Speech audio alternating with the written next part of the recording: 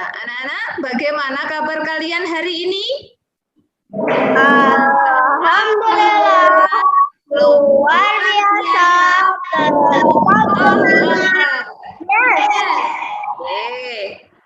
Apakah kalian sudah siap mengikuti pembelajaran hari ini, anak-anak? Sudah. Nah, alhamdulillah. Sebelum pembelajaran kita mulai, kita berdoa dulu ya. Kita berdoa bersama-sama. Nah, kita mulai berdoanya ya. Tak apa dulu. A'udzu billahi minasyaitonir rajim. Bismillahirrahmanirrahim. Raditu billahi Rabbah wa bil islami dinah wa bi Muhammadin nabiyyan wa rasulah. Rabbi zidni ilma warzuqni fahma. Amin ya rabbal alamin. Anak-anak, sebelum pembelajaran jangan lupa absen di e-learning-nya dulu ya. Sudah kalian buka e-learning-nya? Sudah.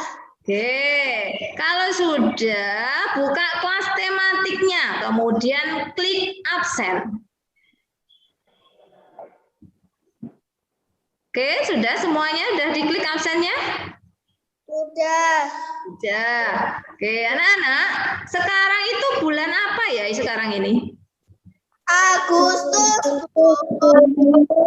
Oke, di bulan Agustus ini kita baru saja memperingati Hari Besar Nasional. Adakah yang tahu Hari Nasional apa? Dari Merdeka 17 Agustus. Oke, sekarang kita menyanyikan lagu Hari Merdeka bersama-sama ya, untuk mengenang jasa para pahlawan yang telah gugur mendahului kita. Iya, Bu.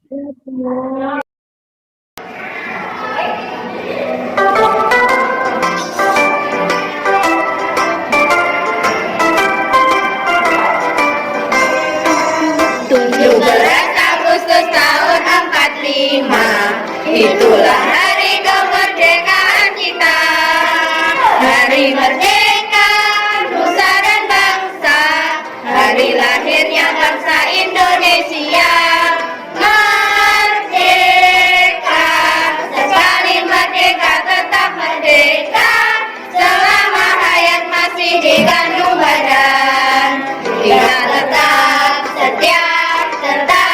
setia mempertahankan Indonesia. Kita tetap setia membela negara kita. Anak-anak, apakah suara Bu Guru jelas dari situ? Jelas. Oke. Apakah kalian masih ingat dengan tepuk anak soleh yang sewaktu kita biasanya sebelum pembelajaran daring kita kan biasanya tepuk anak soleh ya?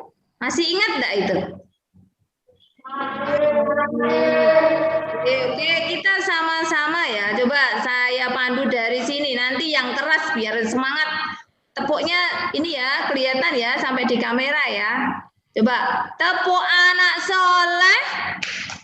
Aku anak soleh, rajin sholat, rajin ngaji, orang tua dihormati, cinta Islam sampai mati. La ilaha illallah Muhammad Rasulullah. Yes.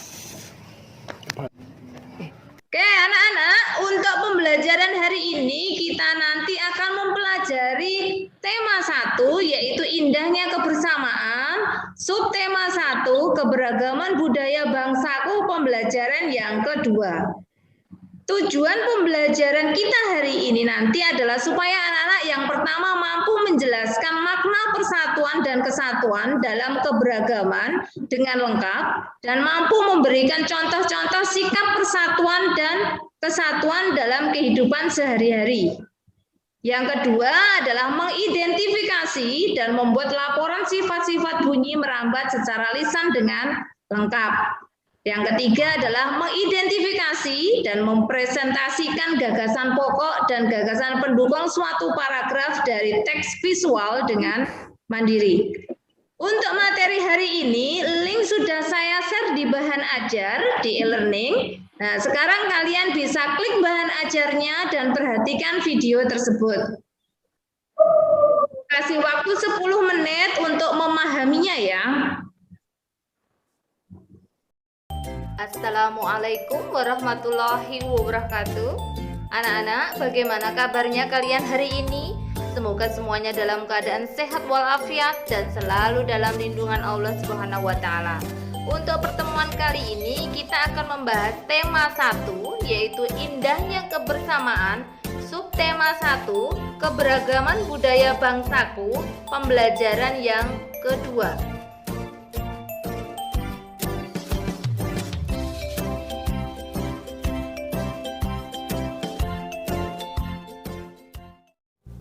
Anak-anak, Indonesia itu kaya akan keberagaman, mulai dari suku bangsa, budaya, dan agama. Lalu, bagaimana kita menyikapinya? Ayo simak penggalan cerita berikut ini. Pak Sami berasal dari Maluku, Pak Encep berasal dari Sunda, Pak Udin berasal dari Betawi, Pak Made berasal dari Bali, dan Pak Nur berasal dari Jawa. Mereka berasal dari suku yang berbeda-beda. Mereka juga mempunyai kesukaan makanan yang berbeda-beda. Makanan kesukaan mereka adalah makanan khas daerahnya. Mereka juga sangat ahli dalam memainkan alat musik daerah masing-masing. Mereka menggunakan bahasa Indonesia sebagai bahasa sehari-hari, meskipun masih sangat terpengaruh dengan logat bahasa daerah mereka. Anak-anak, apakah sekarang kalian tahu apa saja contoh kegiatan yang dapat mempererat persatuan dan kesatuan? Contoh kegiatan yang dapat mempererat persatuan dan kesatuan diantaranya adalah yang pertama, kerjasama atau gotong royong. Yang kedua, pertukaran kesenian daerah. Yang ketiga, mengadakan pawai budaya. Dan yang keempat, mengadakan festival makanan tradisional. Berikut ini akan saya berikan contoh menjaga persatuan dan kesatuan di lingkungan rumah. Ya, yang pertama yaitu misalkan saling menyayangi, yaitu menyayangi ayah, bunda, adik, dan kakak. Contoh yang kedua adalah bergotong royong membersihkan lingkungan rumah. Berikutnya adalah contoh menjaga persatuan dan kesatuan di lingkungan sekolah. Contoh yang pertama adalah kita dalam berteman itu tidak membeda-bedakan teman, baik itu perbedaan agama atau suku. Contoh yang kedua adalah bermain bersama. Berikutnya adalah contoh menjaga persatuan dan kesatuan di lingkungan masyarakat. Yang pertama adalah kerjasama membersihkan lingkungan. Yang kedua yaitu melakukan ronda malam. Nah, sekarang manfaat sikap menjaga persatuan dan kesatuan. Yang pertama yaitu menumbuhkan rasa persaudaraan. Yang kedua yaitu pekerjaan menjadi ringan, dan yang ketiga adalah terciptanya hidup rukun. Oke, nah sekarang sudah 10 menit. Adakah yang ingin kalian tanyakan dari materi tersebut? Tidak, Bu. Oke, kalau tidak ada, coba dari materi tadi siapa yang bisa menjelaskan tentang makna persatuan dan kesatuan dalam keberagaman Indonesia? Adakah yang bisa? Saya, Bu. Ya, Filza. Silakan. Satunya beragam suku dan budaya yang menyatu dalam satu kesatuan yang utuh. Ya, betul. Mungkin ada yang punya pendapat lain? Saya, Bu. Ya, Alicia. Menyatunya berbagai budaya, bahasa, dan persatuan yang dapat membuat negara menjadi bersatu. Ada lagi permusuhan. Oh ya, betul. Jadi sebagai negara yang beragam, tentu Indonesia rentan dengan perpecahan. Persatuan dan kesatuan menjadi kunci bangsa Indonesia untuk menjaga keberagaman tersebut. Persatuan dan kesatuan itu adalah senjata paling ampuh bagi bangsa Indonesia untuk menjaga dan mempertahankan keberagaman tersebut. Nah, sekarang adakah yang bisa memberikan contoh-contoh sikap yang mencerminkan persatuan dan kesatuan dalam kehidupan sehari-hari? Ada yang bisa? Apa? Gotong royong, tolong menolong. Terus apa lagi? Menolong. Menolong. Coba gini aja, angkat tangan aja ya, biar suaranya jelas ya. Sebentar. Ya, coba gini aja ya, gantian angkat tangan, nanti biar jawabannya lebih jelas. Ayo, siapa yang mau angkat tangan, yang memberikan contoh sikap persatuan dan kesatuan? Saya, Bu. Oh ya, Siva. Oke, coba Siva yang keras. Ulangi Bekerja lagi. sama Ya. anggota keluarga, Ya. menolong adik mengerjakan PR, Ya. berbakti pada orang tua. Oh ya, betul. Ada lagi kah yang bisa memberi contoh? Ada yang bisa? Iya, Bu. Siapa? Oh ya, Fahmi, silahkan. Menghargai pendapat teman dan saling menghormati. Oh ya, bagus. Ada lagi? Oh ya, Nawaf. Melestarikan budaya dan menggunakan produk lokal. Oh ya, bagus. Pinter-pinter kalian. Anak-anak 4 itu memang luar biasa ya. Coba anak-anak. Sekarang kita ini untuk mengapresiasi teman-teman kita yang sudah berani memberikan jawaban, kita berikan big applause ya. Tepuk tangan. Ya, tepuk tangan dan dapat bintang dari Bu Guru ya yang sudah berani memberikan jawaban terbaiknya. Oke, anak-anak, pada pembelajaran sebelumnya kita sudah belajar tentang keanekaragaman budaya bangsa Indonesia. Di antaranya adalah alat musik tradisional. Apakah kalian masih ingat apa saja? Masih, Bu. Iya, apa saja coba sebutkan. Apa? Ayo. Aku. Oh, betul. Kendang. Betul. Terus? Sapi. Betul. Ya, kecapi. Apalagi? Saluan. Oh iya, pinter. Berarti kalian masih ingat tentang materi kita kemarin. Nah, nanti hari ini kita akan belajar bagaimana alat musik tersebut jika dimainkan kok bisa terdengar oleh kita. Nah, untuk materi hari ini, link juga sudah Bu Guru share di bahan ajar. Sekarang kalian klik bahan ajar dan perhatikan video tersebut. Bu Guru kasih waktu 10 menit untuk memahaminya. Ya. Indonesia memiliki banyak permainan tradisional yang sangat menarik. Banyaknya jenis permainan tradisional ini menunjukkan keragaman budaya yang harus kita jaga. Selain memiliki permainan tradisional yang beragam, Indonesia memiliki musik tradisional yang beragam pula. Bunyi yang dihasilkan suatu benda itu berbeda-beda.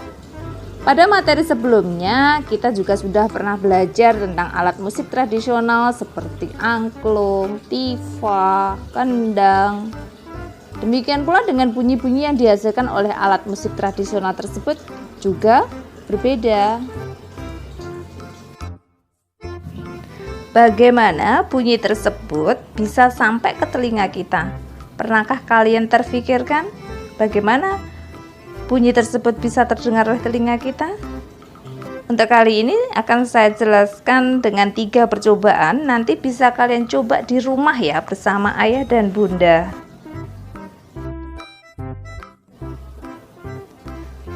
Untuk percobaan yang pertama, tujuannya adalah mengidentifikasi sifat bunyi merambat melalui udara. Jadi kita membuktikan apakah bunyi itu bisa merambat melalui udara. Alat dan bahan yang disiapkan yaitu selang plastik panjangnya 2 meter atau lebih. Langkah kerjanya yang pertama, pegang salah satu ujung selang dan minta temanmu memegang ujung lainnya. Ya, seperti di gambar itu. Kemudian yang kedua, dekatkan ujung selang ke telinga. Seperti pada gambar. Oke, kemudian yang ketiga, minta temanmu berbicara melalui ujung selang yang ia pegang. Yang keempat, dengarkan dan catat apa yang ia sampaikan.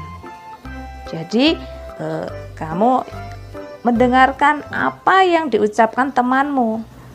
Apakah suaranya yang disampaikan itu bisa terdengar ke telinga kalian? Nah, ini nanti bisa kalian coba di rumah.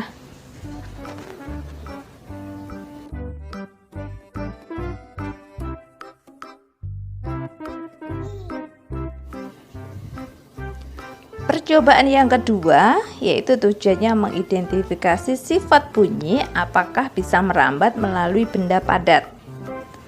Alat dan bahan yang disiapkan yang pertama adalah gelas plastik 4 buah. Yang kedua benang kasur. Yang ketiga paku.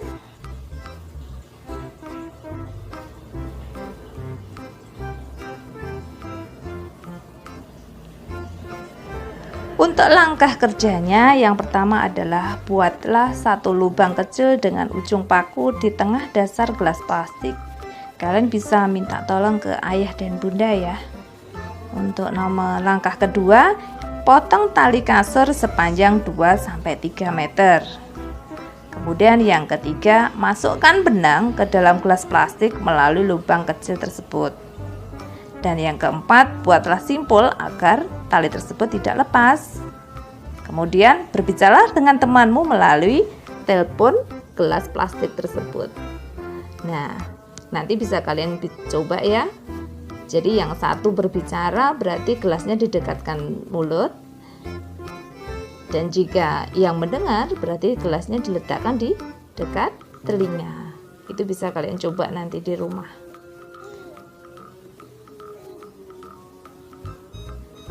Dan percobaan yang berikutnya bisa melepaskan benang dari gelas plastik. Kemudian berbicara dengan temanmu melalui gelas plastik tanpa benang. Kemudian dengarkan. Nah, nanti kalian bedakan bagaimana suara yang terdengar jika dengan menggunakan benang dan bagaimana jika tidak menggunakan benang. Ya, nanti bisa kalian coba. Untuk percobaan yang ketiga yaitu tujuannya mengidentifikasi sifat bunyi apakah bisa merambat melalui benda cair. Alat dan bahannya yang pertama yaitu ember besar boleh, ember kecil boleh. Yang kedua yaitu air. Yang ketiga adalah batu koral. Dan keempat adalah corang kecil. Untuk langkah kerjanya, yang pertama isi ember dengan air hingga penuh. Kedua, masukkan corang ke dalam ember hingga bagian bawahnya terendam. Usahakan corang tidak menempel pada ember. Jadi seperti pada gambar ya, cara meletakkannya. Dan yang ketiga, ketuklah salah satu sisi ember dengan menggunakan batu secara perlahan. Sementara itu dekatkan telingamu pada bagian atas corong. Nah, apakah kalian mendengar suara ketukan batu itu? Nanti bisa kalian coba di rumah ya.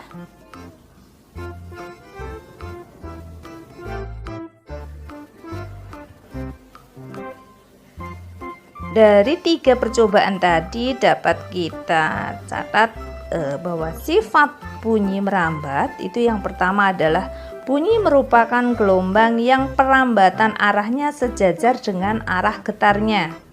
Bunyi dapat terdengar jika memenuhi syarat seperti berikut. Yang pertama adalah sumber bunyi. Ya, jadi kalau kita berbicara berarti kita adalah sebagai sumbernya. Yang kedua, ada media penghantarnya. Contoh pada percobaan tadi yang pertama, kita memakai selang. Ya, berarti medianya itu adalah udara. Dan yang ketiga yaitu ada pendengar.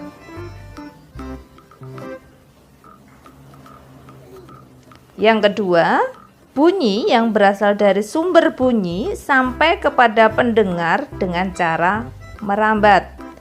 Dan yang ketiga adalah bunyi itu dapat merambat melalui media perantara yaitu udara, zat cair, dan benda padat. Jadi bunyi tidak dapat merambat tanpa adanya media perantara. Dan yang keempat, bunyi yang merambat melalui benda padat dan zat cair akan terdengar lebih jelas dibandingkan bunyi yang merambat melalui udara. Nah, sekarang sudah 10 menit.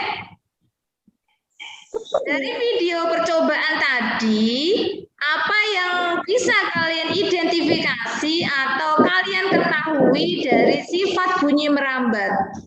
Adakah yang bisa mengidentifikasi? Saya, Bu. Oh iya, Aiman. Bunyi dapat merambat melalui media perantara yaitu udara, zat cair, dan benda padat. Oh iya, bagus, betul. Adakah yang bisa menambahkan lagi hasil identifikasinya? Saya, Bu. Oh iya, Amanta. Silakan. Bunyi yang merambat melalui benda padat dan zat cair akan terdengar lebih jelas Ya. dibandingkan bunyi yang merambat melalui udara. Oh iya, betul sekali. Ada lagi kah yang mau menambahkan hasil identifikasinya? Saya, Bu. Oh, Ridwan, ya, silakan Ridwan. Bunyi tidak dapat merambat tanpa adanya media perantara. Oh iya, betul. Kalian semuanya pinter semua. Big applause untuk kalian semua. Ayo kasihkan big applause. Dan yang sudah berani memberikan jawaban, kasih 1 bintang lagi. Ya. Nah, anak-anak, nanti untuk membuktikan hasil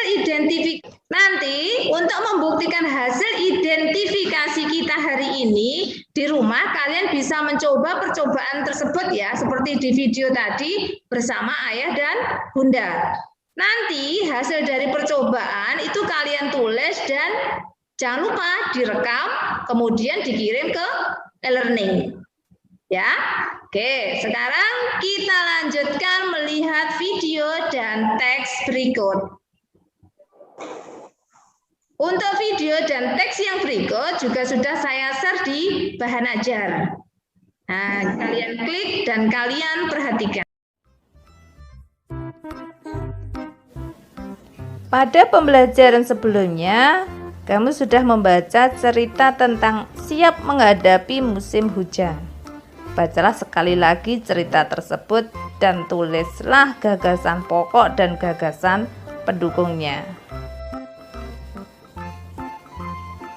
Setiap bacaan biasanya terdiri atas beberapa paragraf. Setiap paragraf itu memiliki gagasan pokok yang didukung oleh gagasan pendukung. Gagasan pokok itu adalah ide utama yang dibahas dalam suatu bacaan. Dapat berupa kalimat inti atau berupa pokok paragraf. Sedangkan gagasan pendukung adalah uraian atau tambahan informasi untuk gagasan pokok.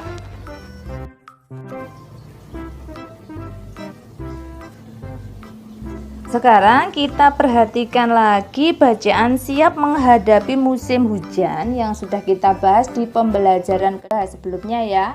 Oke, musim hujan hampir tiba. Warga desa Kampung Babakan berdiskusi untuk melakukan kerja bakti. Mereka berencana membersihkan selokan. Mereka sepakat ketika selokan bersih, warga tidak akan kebanjiran.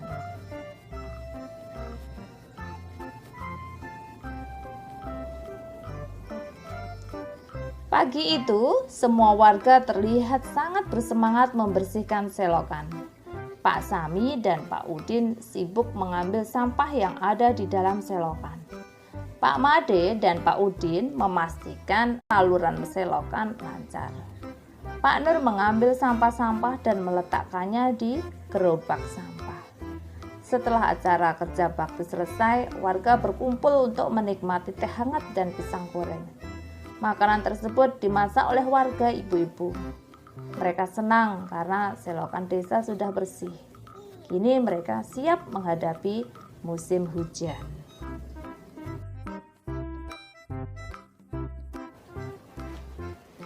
Nah, sekarang kita belajar mengidentifikasi dari paragraf yang pertama. Paragraf pertama itu terdiri dari beberapa kalimat. Kalimat yang pertama yaitu musim hujan hampir tiba. Kalimat kedua, warga desa Kampung Babakan berdiskusi untuk melakukan kerja bakti. Kalimat ketiga, mereka berencana membersihkan selokan. Dan kalimat keempat, mereka sepakat ketika selokan bersih, warga tidak akan kebanjiran. Dari kalimat pertama, intinya adalah musim hujan itu hampir tiba.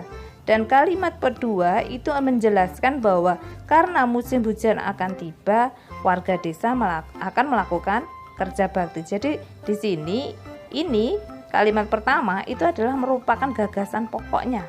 Dan kalimat kedua, ketiga, dan keempat itu menjelaskan dari inti dari bahwa musim hujan akan tiba, warga desa akan melakukan kerja bakti, membersihkan selokan agar tidak terjadi kebanjiran. Jadi dari kalimat kedua, ketiga, dan keempat itu merupakan gagasan pendukung. Jadi diingat bahwa gagasan pendukung itu adalah kalimat yang menjelaskan gagasan pokok. Jadi seperti itu ya, cara mengidentifikasi atau menentukan yang mana gagasan pokok dan mana yang gagasan pendukung. Oke, Nana, sudah 10 menit. Di pembelajaran kedua kemarin kan kita sudah membahas tentang gagasan pokok dan gagasan pendukung. Sekarang coba kalian temukan gagasan pokok dan gagasan pendukung pada paragraf 2 dari teks tersebut. Adakah yang bisa? Saya, Bu. Ya, Erlita, silakan. Gagasan pokoknya adalah pagi itu semua warga terlihat sangat bersemangat membersihkan selokan. Nah, betul apa salah anak-anak?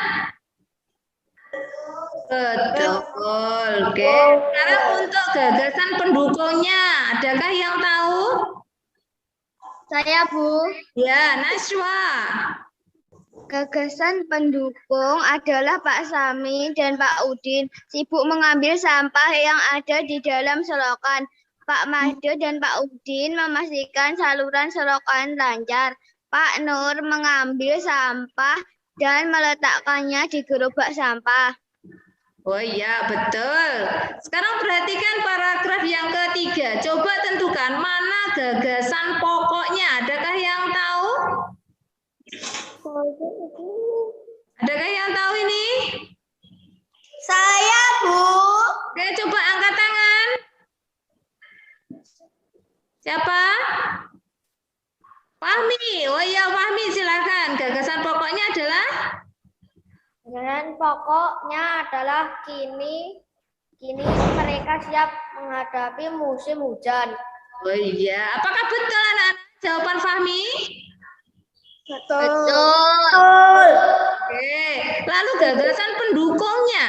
Ayo, siapa yang tahu? Paragraf ketiga.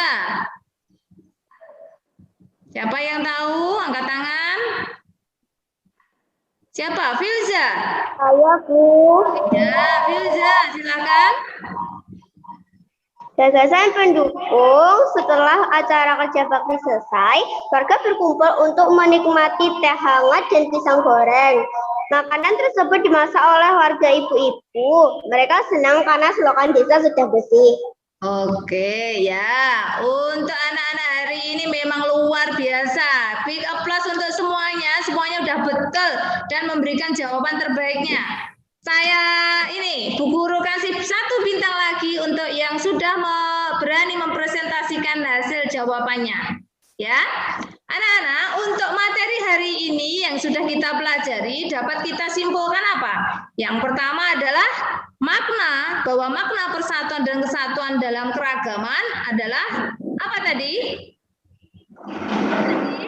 Persatuan dan kesatuan menjadi kunci dan senjata paling ampuh bagi bangsa Indonesia untuk menjaga dan mempertahankan keberagaman bahasa Indonesia untuk menjaga keberagaman. Ya, bagus. Terus berikutnya, bunyi tadi dapat merambat itu melalui media perantara apa?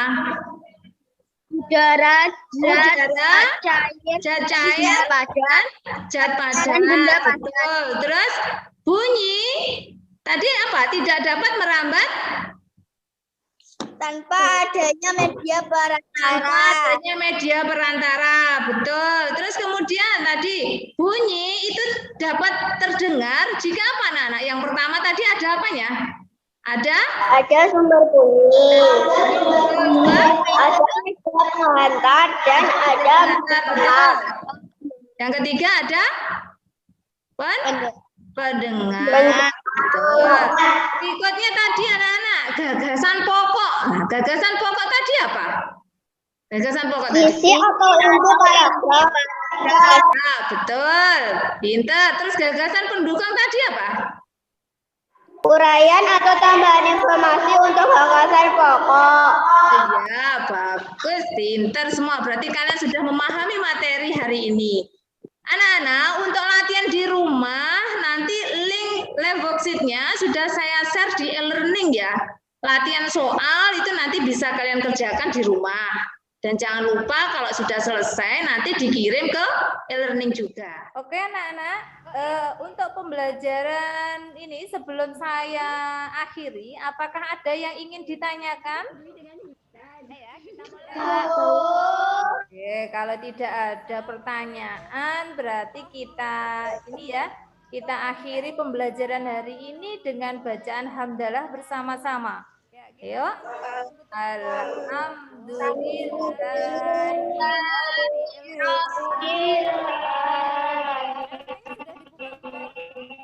Anak-anak, mohon untuk tetap menjaga kesehatan ya, tetap mematuhi protokol kesehatan ya. Yang pertama apa? Memakai masker. Yang kedua, mencuci tangan memakai sabun. Yang ketiga, menjaga jarak. Yang keempat, menjauhi kerumunan. Yang kelima, membatasi mobilitas dan interaksi. Ya, oke. Jangan lupa juga untuk tetap menjaga sholat 5 waktunya, mengaji, membantu ayah bunda, dan tetap patuh juga ya dengan ayah bunda. Tetap semangat belajar di rumah. Saya akhiri. Wassalamualaikum warahmatullahi wabarakatuh. Assalamualaikum warahmatullahi wabarakatuh.